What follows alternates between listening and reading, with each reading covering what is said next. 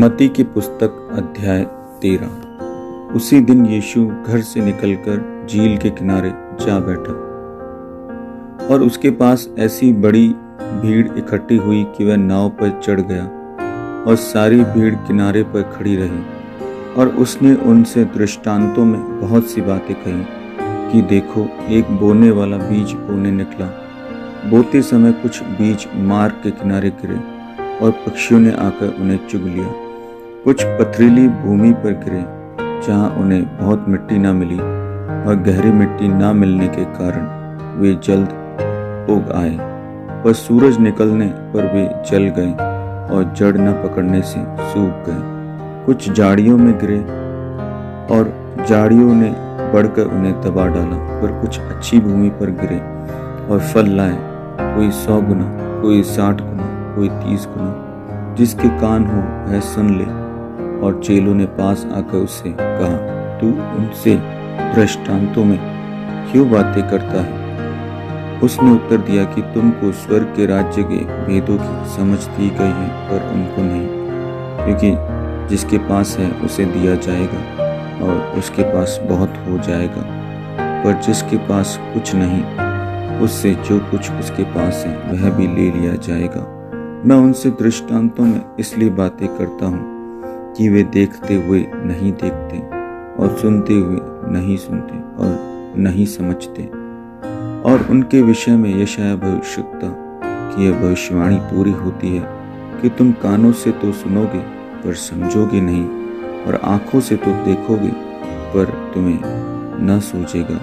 क्योंकि इन लोगों का मन मोटा हो गया है और वे कानों से ऊंचा सुनते हैं, और उन्होंने अपनी आंखें मूंद ली हैं। कहीं ऐसा न हो कि वे आंखों से देखें और कानों से सुने और मन से समझें और फिर जाएं और मैं उन्हें चंगा करूं। वह धन्य है तुम्हारी आंखें कि वे देखती हैं और तुम्हारे कान कि वे सुनते हैं। क्योंकि मैं तुमसे कहता हूं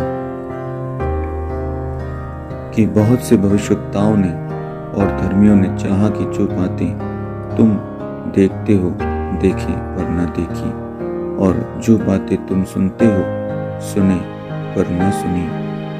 सो तुम बोने वाले का दृष्टांत सुनो।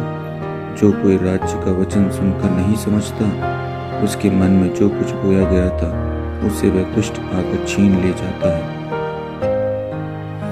यह वही है जो मार्ग के किनारे बोया गया था। और जो पथरीली भूमि पर बोया गया वह यह है जो वचन सुनकर तुरंत आनंद के साथ मान लेता है, पर अपने में जड़ न रखने के कारण वह थोड़े ही दिन का है। और जब वचन के कारण क्लेश या उपद्रव होता है तो तुरंत ठोकर खाता है।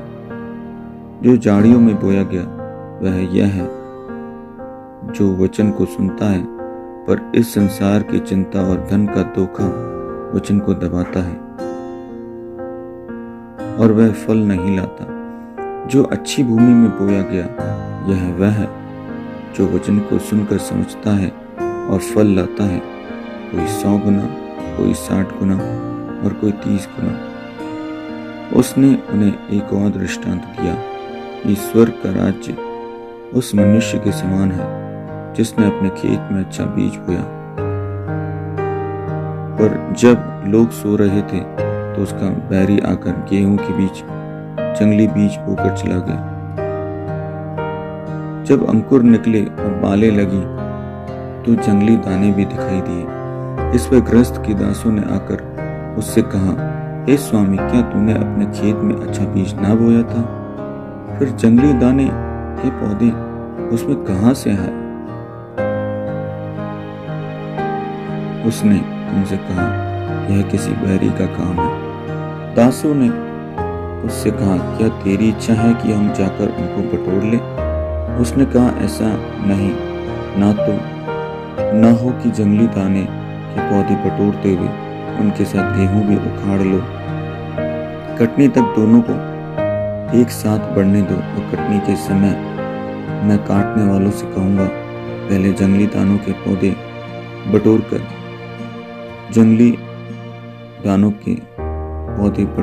जलाने के लिए उनके गट्ठे बांध लो, और गेहूं को मेरे खत्ते में इकट्ठा करो।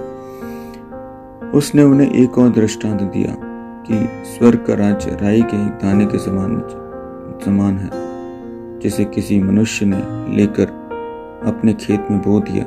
वह सब बीजों से छोटा तो है, पर जब बढ़ जाता है तब साग पात से बड़ा होता है और ऐसा पेड़ हो जाता है कि आकाश के पक्षी आकर उसकी डालियों पर बसेरा करते हैं। उसने एक और दृष्टांत उन्हें सुनाया कि स्वर्ग का राज्य खमीर के समान है, जिसको किसी स्त्री ने लेकर 3 पसेरी आटे में मिला दिया और होते होते वह सब खमीर हो गया। यह सब बातें यीशु ने दृष्टांतों में लोगों से कही, और बिना दृष्टांत वह उनसे कुछ न कहता था कि जो वचन भविष्यवक्ता के द्वारा कहा गया था वह पूरा हो कि मैं दृष्टांत कहने को अपना मुंह खोलूंगा। मैं उन बातों को जो जगत की उत्पत्ति से गुप्त रही हैं प्रकट करूंगा। तब वह भीड़ को छोड़कर घर में आया और उसके चेलों ने उसके पास आकर कहा, खेत के जंगली दाने का दृष्टांत हमें समझा दे। उसने उनको उत्तर दिया कि अच्छे बीज का बोने वाला मनुष्य का पुत्र है। खेत संसार है, अच्छा बीज राज्य के संतान और जंगली बीज दुष्ट के संतान है। जिस बैरी ने उनको बोया वह शैतान है। कटनी जगत का अंत है और काटने वाले स्वर्गदूत हैं। सो जैसे जंगली दाने बटोरे जाते और जलाए जाते हैं, वैसे ही जगत के अंत में होगा।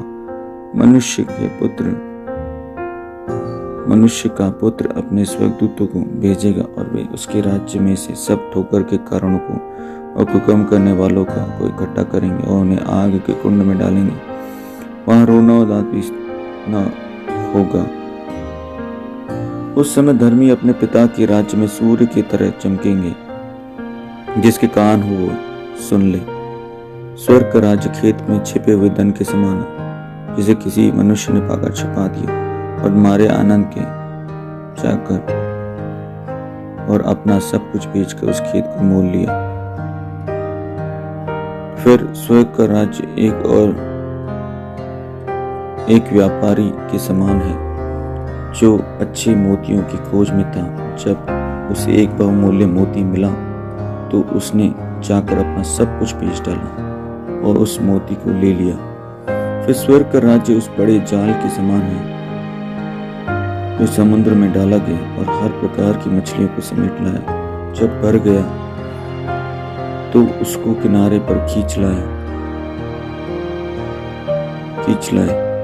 और बैठकर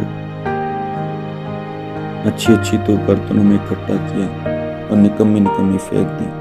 जगत के अंत में ऐसा ही होगा। स्वर्गदूत आकर दुष्टों को धर्मियों से अलग करेंगे और उन्हें आग के कुंड में डालेंगे। वहां रोना और दांत पीसना होगा। क्या तुमने ये सब बातें समझी? उन्होंने उससे कहा, हाँ।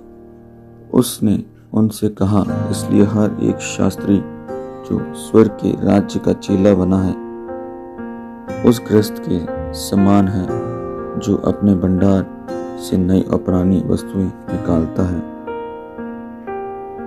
जब यीशु ये सब दृष्टांत कह चुका तो वहां से चला गया और अपने देश में आकर उनकी सभा में उन्हें ऐसा उपदेश देने लगा कि वे चकित होकर कहने लगे कि इसको ये ज्ञान और सामर्थ्य के काम कहाँ से मिले? क्या यह बढ़ई का बेटा नहीं? और क्या इसकी माता का नाम मरियम और इसके भाइयों का नाम याकूब और यूसुफ और शमौन और यहूदा नहीं? और क्या इसकी सब बहनें हमारे बीच में नहीं रहती? फिर इसको ये सब कहाँ से मिला? सो उन्होंने उसके कारण ठोकर खाई। पर यीशु ने उनसे कहा, भविष्यवक्ता अपने देश और अपने घर को छोड़ और कहीं निरादर नहीं होता। और उसने वहां उनके अविश्वास के कारण बहुत सामर्थ्य काम नहीं किए। मत्ती की पुस्तक अध्याय 14। उस समय चौथाई देश के राजा हेरोदेस ने अपने सेवकों से कहा, यह यूहन्ना बपतिस्मा देने वाला है। वह मरे हुओं में से जी उठा है, इसीलिए उससे सामर्थ्य के काम प्रकट होते हैं।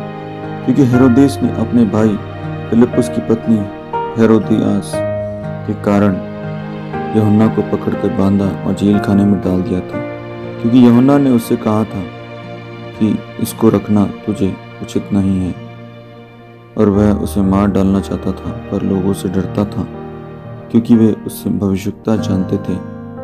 पर जब हेरोदेस का जन्मदिन आया तो हेरोदियास की बेटी ने उत्सव में नाच दिखाकर हेरोदेस को खुश किया। उसने शपथ खाकर वचन दिया कि जो कुछ तू मांगेगी मैं तुझे दूंगा।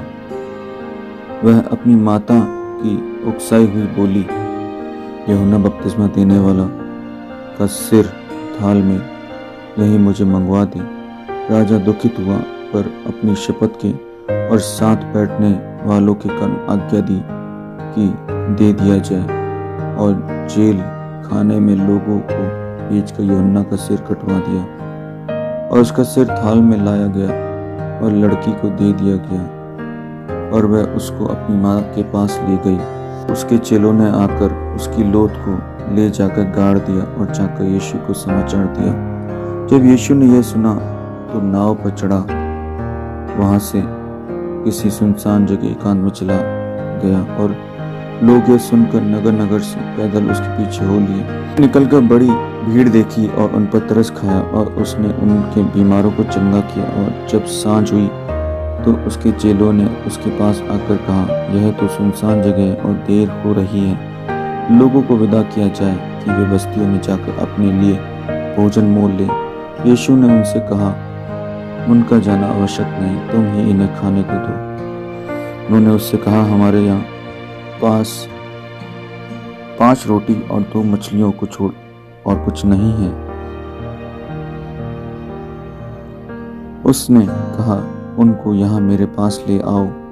तब उसने लोगों को घास पर बैठने को कहा, और उन 5 रोटियों और 2 मछलियों को लिया और स्वर्ग की ओर देखकर धन्यवाद किया, और रोटियां तोड़ कर चेलों को दी, और चेलों ने लोगों को, और सब खाकर तृप्त हो गए। और उन्होंने बचे हुए टुकड़ों से भरी हुई 12 टुकड़ियां उठाई, और खाने वाले स्त्रियों और बालकों को छोड़कर 5000 पुरुषों के अटकल थे।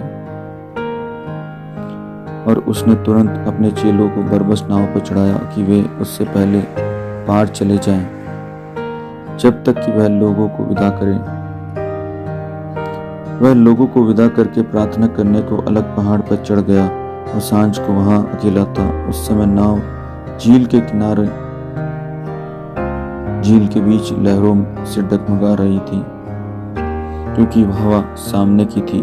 और वह रात के चौथे पहर झील के ऊपर चलते हुए उनके पास आया। चेले उसको झील पर चलते हुए देखकर घबरा गए और कहने लगे कि वह भूत है, और डर के मारे चिल्ला उठे। यीशु ने तुरंत उनसे बातें की और कहा, डांडस बांधो, मैं हूँ, डरो मत। पतरस ने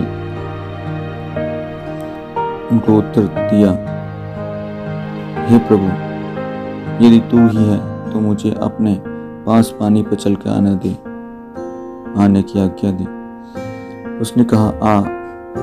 तब पतरस नाव पर से उतरकर यीशु के पास जाने को पानी पर चलने लगा। तब हवा को देखकर डर गया, और जब डूबने लगा तो चिल्ला कर कहा, हे प्रभु, मुझे बचा। यीशु ने तुरंत हाथ बढ़ाकर उसे थाम लिया और उससे कहा, हे अल्पविश्वासी, तूने क्यों संदेह किया। जब वे नाव पर चढ़ गए तो हवा थम गई। इस पर जो नदी नाव पर थे उन्होंने उसे दंडवत करके कहा, सच में तू परमेश्वर का पुत्र है। वे पार उतरकर गन्नेसरत देश में पहुंचे, और वहां के लोगों ने उसे पहचान कर उसके आसपास के सारे देश कहला भेजा, और सब बीमारों को उसके पास लाए और उससे विनती करने लगे कि वह उन्हें अपने वस्त्र के आंचल ही को छूने दे, और जितनों ने उसे छुआ वे चंगे हुए। इन पवित्र वचनों को सुनने से परमेश्वर आपको और आपके परिवार को आशीष दे और आपकी सारी परेशानियां दूर करे, प्रभु यीशु मसीह के नाम में। आप अपने दान और दशमांश परमेश्वर की सेवा के लिए हमें चर्च में फ़ोन पे, जी पे, पेटीएम के द्वारा या फिर इस अकाउंट में भेज सकते हैं। जय मसीह।